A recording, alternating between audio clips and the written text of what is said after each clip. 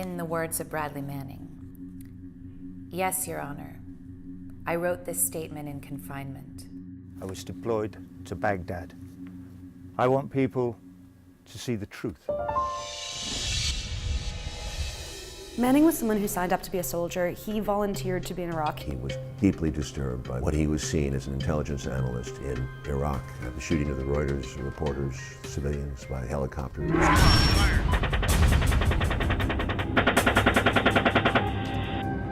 Clear. Oh yeah, look at those dead bastards. He leaked documents during the war, and they were enormously helpful for people on the outside to understand what the government was thinking about on the inside. If you join the armed forces, are you accepting on that day when you sign the paper and you join up that you will turn a blind eye to any war crime that you witness? Particularly in the uniform of our country, if you don't have truth, then we have to ask ourselves, why do we risk anything and what are we fighting for to begin with? He is asking us to look at the consequences of war, the damage that war produces. There is a protocol for torture.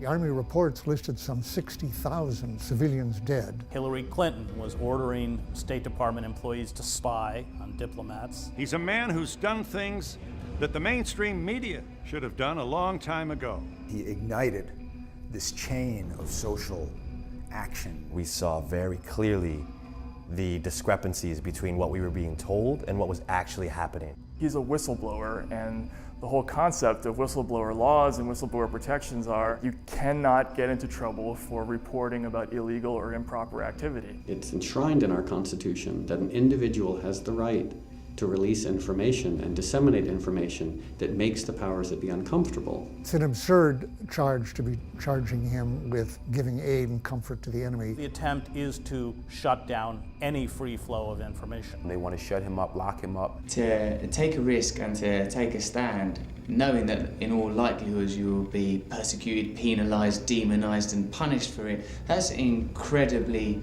bold. How are you going to act on your conscience when you know if you do so that you could be subject to the death penalty for aiding the enemy, for simply being a whistleblower of criminality? Could possibly lead to lifetime imprisonment or even death. I heard his testimony on the day he talked about the torture. It was the most moving day I've ever spent in a courtroom, and I've spent 40 years listening to people talk about how they were tortured. When he first got arrested and was put into a wire cage in a tent, and was stripped naked and paraded around. He drew the cell that he was in on the floor and how he had to lay in the cell and how the light was on him 24 hours. Forced to sleep without cover. Conditions far worse than soldiers who have been convicted of cold-blooded murder. Every single newspaper in this country ought to be screaming about Bradley Manning. The whole concept of freedom of speech and the freedom of the press, this is under direct threat in this one case. It's important that we do have those people who stand up and expose what's really going on. They take enormous risks on our behalf. And we need more like him. And now that I know it, I cannot unknow it. So the question for all of us, when you see atrocities like those that Bradley Manning saw, is the question he asked. If you saw incredible things, awful things, things that belonged in the public domain, and not on some servers stored in a dark room in Washington, D.C. What would you do? What would you do? What would you do? What would you do? I was Bradley Manning. I am Bradley Manning. I am Bradley Manning. I am Bradley Manning. I am Bradley Manning. Bradley Manning. Bradley Manning. Bradley Manning. I hope that we are all Bradley Manning.